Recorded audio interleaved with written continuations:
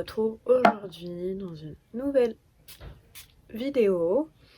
Une vidéo sur un nouveau sujet, le sujet de l'entrepreneuriat et de mon small business. Là, je viens de me mettre le parfum Angel Share by Kilian, qui est incroyable. À chaque fois que je le porte, tout le monde me dit c'est quoi ton parfum, donc c'est celui-ci. Donc pour revenir à nos moutons, ça m'avait été demandé sur Instagram, ça m'a été demandé aussi que je fasse une vidéo du coup un petit peu plus dédiée sur ma marque, sur mon small business, parce qu'aujourd'hui c'est encore qu'un small business, je suis toujours toute seule, même si là je suis accompagnée par une stagiaire pendant 2 mois et la semaine prochaine c'est sa dernière semaine. Donc comme vous avez vu dans les clips juste avant, on était dans un café parce que je n'ai pas encore de bureau, je travaille depuis chez moi. Je vous ferai un mini room tour d'un petit peu le bureau, l'espace de stockage, ma chambre où je stocke et comment je stocke tout ça, dans toutes les pièces de ma marque.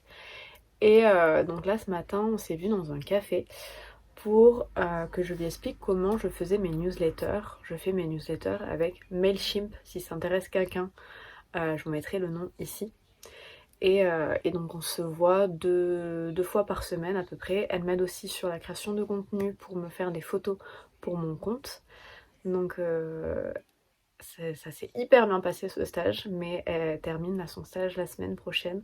C'est quand, on va dire, parce que j'en ai plus, je sais plus là combien que je prends de stagiaires. Malheureusement pour le moment je ne peux pas les rémunérer, moi-même je ne me rémunère pas, je vous en parlerai ensuite dans la suite de la vidéo. Et du coup je les prends que 2 mois, et 2 mois c'est extrêmement court parce que finalement on arrive à bien travailler ensemble, à comprendre bien ce que je souhaite et comment fonctionne la marque, sauf que c'est la fin, donc c'est très dommage. Mais ensemble on a pu avancer sur quelques projets, un projet pour le futur qui arrivera quand la nouvelle collection sera là.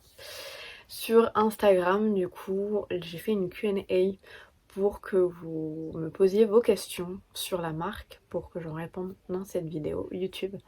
Donc je vous répondrai dans la seconde partie de la vidéo parce que là j'ai envie de montrer un petit peu plus les coulisses d'abord de la marque sous format vlog et ensuite une partie Q&A sur la deuxième partie. Donc je vous laisse avec le vlog. Ah, on bouge plus.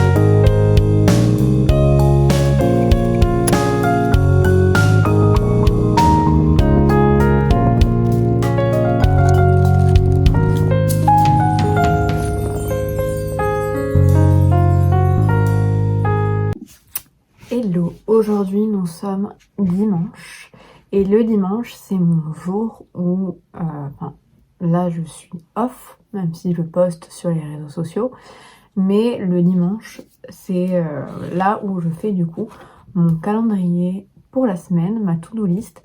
Et là maintenant, en plus de voir où sont, qu'est-ce que je vais avoir comme réunion pour organiser, j'organise vraiment toutes mes journées pour être organisée. Donc quand est-ce que je vais faire mon sport, quand est-ce qu'on va dire je suis off.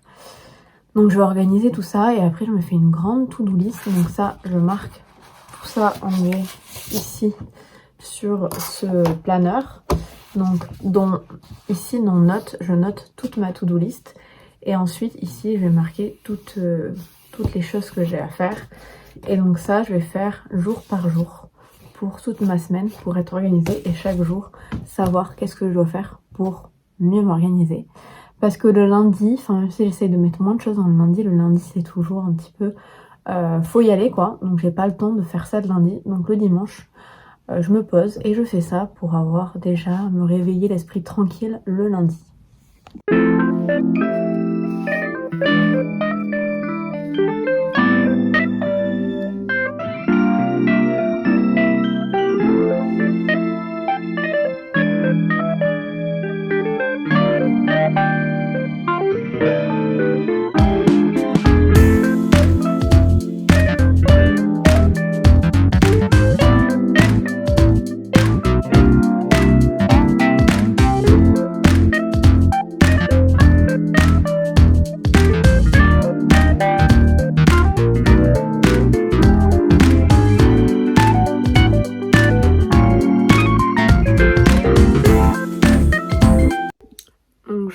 retrouve pour répondre à la Q&A que j'ai postée en story sur Instagram. Si vous avez des questions sur la marque pour y répondre du coup dans cette vidéo, je me suis noté vos petites questions. J'ai essayé de catégoriser un petit peu pour que ça soit assez fluide et que je revienne pas en arrière et tout ça. Donc déjà pour recontextualiser, si vous découvrez ma marque, si vous me connaissez via cette vidéo et que vous ne savez pas du tout qui je suis et quelle est ma marque, donc j'ai créé une marque de vêtements, donc de prêt-à-porter, qui s'appelle Marine, Marine avec un Y, moi c'est Marine avec un I, mais la marque c'est Marine avec un Y, pour faire un clin d'œil à la génération Y, comme ma marque est totalement inspirée du style de vie australien, de la vie australienne et de cette vibe-là. Pour moi, je fais aussi mon clin d'œil à travers Génération Y de mon histoire de mon voyage quand je suis partie vivre en Australie à la fin de mes études en PVT, parce que la génération Y par rapport à nos parents, c'est une génération de nomades qui part vivre comme ça à l'autre bout du monde et qui travaillent, que ça soit en freelance ou on appelle ça nomad life, de travailler et vivre à l'autre bout du monde, que ce soit en Australie, à Bali, au Canada ou dans plein d'autres pays. Et aussi pour ma génération Y. Et du coup, ma génération, je vois énormément d'entrepreneurs et ça fait lien à mon histoire. Donc voilà pourquoi j'ai mis un Y à la place du I. Et donc j'ai créé Marine il y a 2 ans et demi. Donc là, ça fera en juillet, donc quelques mois, 3 ans que la marque existe. Et pour le moment, logistiquement, économiquement, je ne peux que sortir 2 collections par an. Moi, ça me convient très bien parce que c'est l'éthique que pour le moment je veux avoir. Et je sors des mini collections, surtout que j'ai changé d'usine pas mal de fois puisque j'ai eu des soucis, des arnaques. Et du coup maintenant j'ai trouvé mon usine, d'ailleurs ça fait partie des questions donc je répondrai après, mais on a triplé les quantités avec cette usine, donc je ne peux vraiment pas faire beaucoup de modèles. Donc une des questions était où je fabrique les pièces de ma marque. Il faut savoir d'abord que je les dessine, que j'établis, que je crée tout le dossier technique à partir moi de propres pièces à moi, ou alors je prends des pièces que j'ai et avec d'autres bouts de tissu ou quoi, j'essaye de voir ce que donnerait la pièce que moi j'ai imaginée en amont. Et du coup, j'envoie tout ça pour la faire produire au Portugal. Donc c'est eux qui se chargent du patronage, même si des fois je fournis certains patrons, quelques parties du patron. Et du coup, ils m'envoient les prototypes en valide et l'usine est au Portugal, au nord de Porto. J'aimerais un jour, d'ici là, peut-être l'année prochaine, pouvoir me rendre sur place pour filmer l'usine, voir comment la collection se fabrique, même si j'ai eu quelques photos.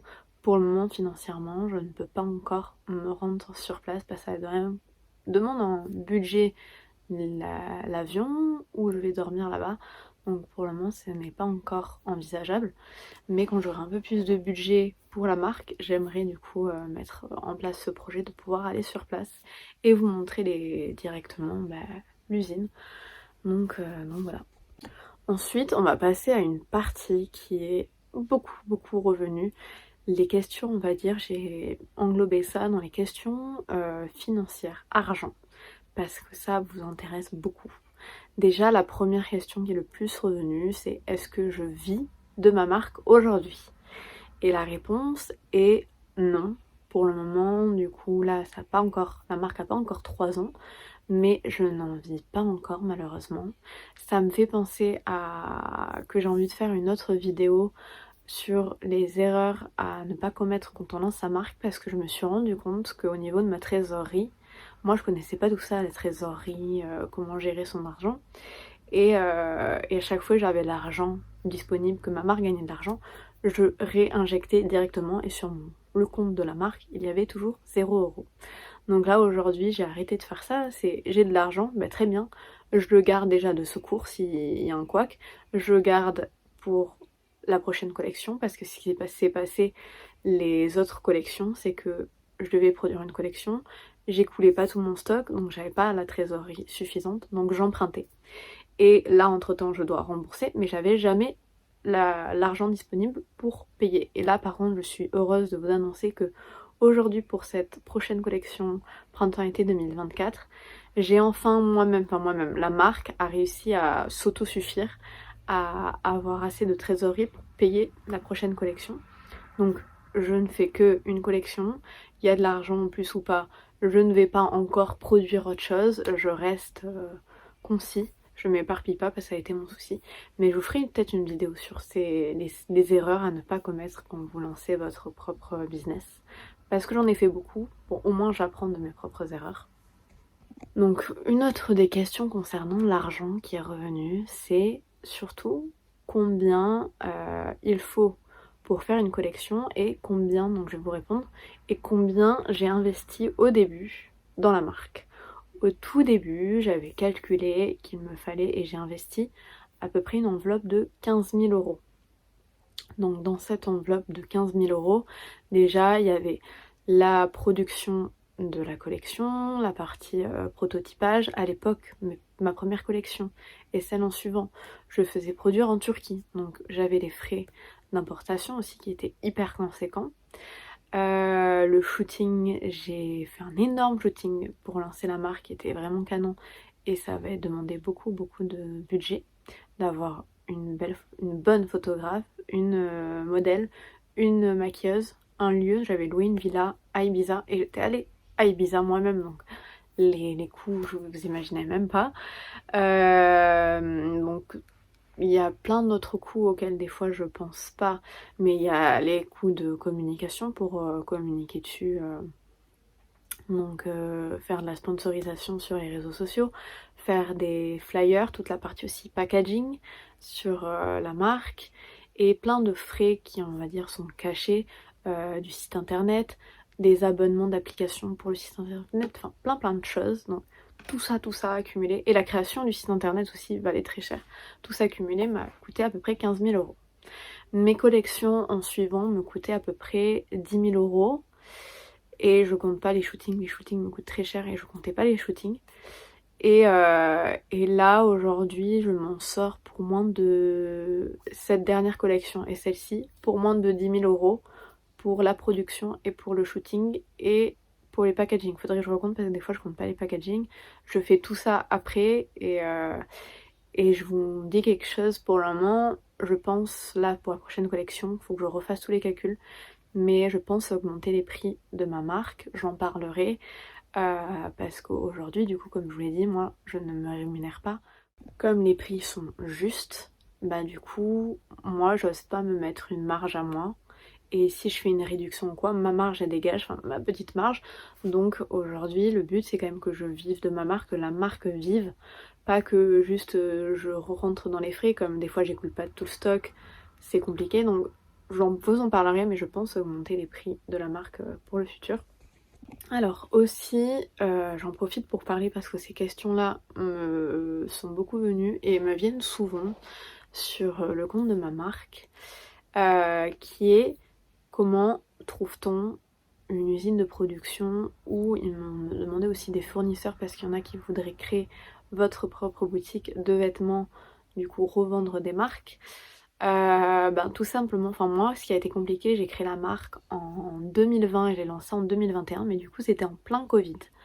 Donc on ne pouvait pas sortir, je ne pouvais pas me rendre, enfin même si après j'ai redéménagé à Paris, mais j'étais pas à Paris à ce moment-là, je ne pouvais pas aller à Paris. Je crois les salons de toute façon où on peut rencontrer des usines de confection, des ateliers de confection, les usines textiles, tous les fabricants textiles, tous ces salons étaient ne se faisait plus. Et là pour le moment, comme je vous dis, toujours une question d'argent. Pour le moment je peux pas me rendre sur place à Paris pour aller dans ces salons là, mais je vous mettrai en lien le nom des salons. Je me souviens plus des noms, mais je les retrouverai pour vous les mettre, pour rencontrer directement du coup ces prestataires. Sinon du coup moi comment j'ai fait, j'ai tout simplement cherché sur internet usine de confection, atelier de confection de vêtements, donc avec ces mots-clés sur la France, sur la Turquie à l'époque, et là maintenant, du coup l'année dernière, l'Espagne et l'Espagne et là le Portugal où je vais produire. Mais je vous le raconterai dans une autre vidéo. J'avais rencontré l'année dernière l'usine en Espagne. J'ai pas pu aller dans l'usine, je suis allée dans les bureaux et finalement ça s'est avéré être une énorme arnaque. Donc faire toujours hyper attention, regarder les avis sur internet des usines que vous cherchez, c'est hyper important. Parce que des fois, souvent, vous allez commencer à envoyer de l'argent pour la partie prototypage. Vous allez envoyer tout votre travail aussi, si vous avez vos patronages, si vous avez vos propres tissus. Donc faites hyper attention à ça. Alors, on m'a posé des questions aussi, notamment, j'ai participé à quelques pop-up en physique sur Toulouse. J'en ai fait un à Perpignan aussi, ça c'était trop cool dans un café. Le Oya, si jamais Marine tu passes par là, je te fais un petit clin d'œil. Et du coup on m'a demandé si j'allais faire des pop-up dans d'autres villes. Aujourd'hui, pour le moment ce n'est pas du tout chose prévue parce que le souci c'est que logistiquement il faut absolument que je me déplace du coup avec ma voiture pour pouvoir stocker les pièces, le portant, des accessoires, du mobilier que je prendrai pour faire un joli stand. Et pour le moment, logistiquement, c'est trop compliqué pour moi et financièrement, je préfère garder mon énergie, mon argent pour développer les collections que du coup sur la vente. Donc pour le moment, c'est pas prévu, mais des fois, là, on est en février, il y a des choses que je ne prévois pas et il y a des choses qui tombent, des belles opportunités et finalement je peux dire oui. Donc restez alerte de ça. C'est pas parce qu'aujourd'hui je dis non que dans quelques mois ça ne changera pas. Avec ma marque, les journées, des fois je peux commencer une journée en me disant cette journée elle va être tranquille et il arrive toujours comme je dis, des opportunités, des choses qui font que waouh, je sais pas comment vous expliquer, mais il y a toujours quelque chose qui se passe et vous pouvez jamais planifier à 100% tout ce qui va se passer. Euh, donc, euh, donc ça risque de changer. Ah, il y a d'autres questions qui sont venues, notamment on va dire sur la partie création des pièces. On m'a demandé si de nouveaux ensembles suites allaient bientôt sortir. Comme je vous l'ai dit, je ne sors que 2 fois des collections par an. Là, il y a la collection, je travaille sur la collection printemps-été qui doit sortir là au printemps. Il n'y aura pas d'ensemble suite jogging ou short pour cette collection, mais je travaille pour l'hiver prochain pour sortir dessus au moins un nouveau sweat. Je suis en pleine réflexion de savoir si je fais toujours des bas sortis parce que je me suis rendu compte que les bas se vendent beaucoup moins que les sweats. Donc à chaque fois je me retrouve par exemple sur l'ensemble aussi marshmallow qui est le rose marshmallow. J'ai pratiquement vendu tous les sweats et je me retrouve avec un carton plein de jogging. Donc je me pose des questions, ou alors produire plus de sweats et moins de jogging. Voilà, toutes ces questions. Et des fois, c'est pour la création, pour moi, je peux me casser la tête des jours et des jours à me dire est-ce que je fais ci, est-ce que je fais ça, est-ce que ça va se vendre. Ça, c'est la partie la plus, on va dire, problématique de tout ça. Et d'ailleurs, j'en profite parce qu'on m'a demandé aussi, et c'est la dernière question, et après la Q&A est terminée, on m'a demandé si j'étais toute seule à travailler pour Marine. Donc comme je vous l'ai expliqué, pour le moment j'ai une stagiaire qui est en stage pour 2 mois qui m'accompagne. Son stage se termine cette semaine. Mais sinon, non, je suis toute seule à tout gérer. Donc quand vous envoyez un message, c'est moi qui vous réponds. Par mail, c'est moi qui vous réponds. C'est la personne qui prépare vos commandes, c'est moi. La personne qui fait la création, qui imagine les pièces, c'est moi. Je gère toutes ces petites tâches. Donc pour le moment c'est comme ça. Mais c'est un souhait, j'aimerais beaucoup embaucher des personnes. Dans le futur, je pense que ça me soulagerait et même je pense que ça pourrait m'aider à développer beaucoup plus la marque parce qu'aujourd'hui les journées sont faites que de 24 heures. Moi j'ai que demain. Donc il y a plein de choses que je ne peux pas faire et comme j'ai ma deuxième activité qui est sur l'influence, des fois j'arrive à moi gérer mes journées à faire un petit peu de ci, un petit peu de ça, à travailler sur la marque et sur l'influence. Mais je peux pas être totalement à 100% dans chaque tâche que je fais. Et, et du coup, elles sont pas faites pleinement parce que j'ai pas le temps d'y rester vraiment dessus. Donc c'est problématique, mais ça se fait. Beaucoup de marques se sont créées avec une personne et aujourd'hui sont des empires de la mode ou d'autres secteurs. Donc, donc voilà, avec cette Q&A, j'espère que cette vidéo vous aura plu. Donc une vidéo un petit peu plus chit-chat où on parle et où je réponds à vos questions. N'hésitez pas à me dire si vous avez d'autres questions sur la marque, je vous répondrai en commentaire. Et merci d'avoir visionné cette vidéo.